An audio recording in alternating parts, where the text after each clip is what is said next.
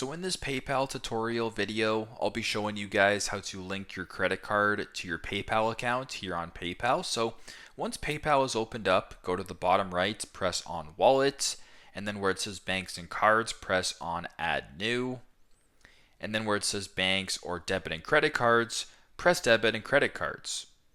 Now once you're here, there's two different options. You can scan your credit card, so if you have it in front of you and you want to take a photo of it, scan it, you can do that. Or if you want to type it in manually, you can go ahead and press enter your card info. So once you're here, you can actually just use, or I guess type in your credit card number, your credit card expiration dates, your CVV number, as well as the billing address, and if all looks good, go to the bottom, press on the black link card button to proceed that way. So very simple, but that's how to link your credit card to your PayPal account on PayPal.